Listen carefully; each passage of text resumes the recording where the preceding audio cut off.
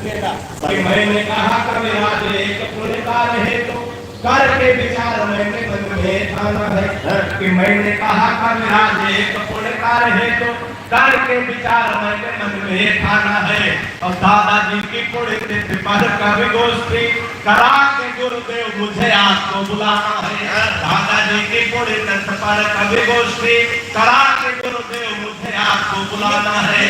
तो कविराज बोले बेटा आज ही बता दो मेरी व्यस्तता है और कई जगहों पे जाना है। कविराज बोले बेटा आज ही बता दो मेरी व्यस्तता है और कई जगहों पे जाना है।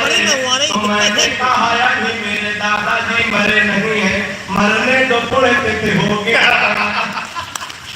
भाई आनंद लीजिएगा कि पिताजी ने कहा शादी कर दो तुम्हारे बेटा पढ़ लिख पाते नहीं बुद्धि बड़ी मंद है। कि पिताजी ने कहा शादी कर दो तुम्हारी बेटा पढ़ लिख पाते नहीं बुद्धि बड़ी मंद है। और मालदार ससुराल मिलेगा दहेज खूब सोच लेना भाग्य के सितारे भी बुलंद है। फिर बोले बेटा लड़की मुझे पसंद आई सीधी भोली भाली है न कोई छल छंद है। फिर बोले बेटा लड़की मुझे पसंद आई सीधी भोली भाली है न कोई छल छंद है। और मैंने कहा ऐसे लड़की से शादी ना करूंगा जो कि बाप है और बेटा दोनों को और अंत में चलते चलते चार पंक्तियां विदाई की तालियां दीजिएगा।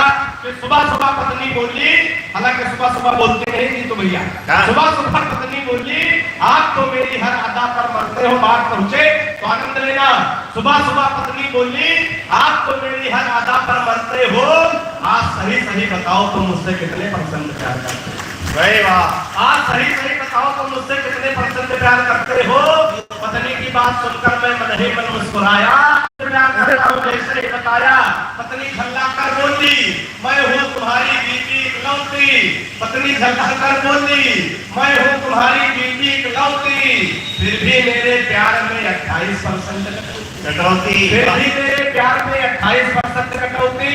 मैंने कहा प्रिय तुम्हारे प्यार में कटौती करने की मेरी कहाँ हस्ती है। मैंने कहा प्रिय तुम्हारे प्यार में कटौती करने की मेरी कहाँ हस्ती है।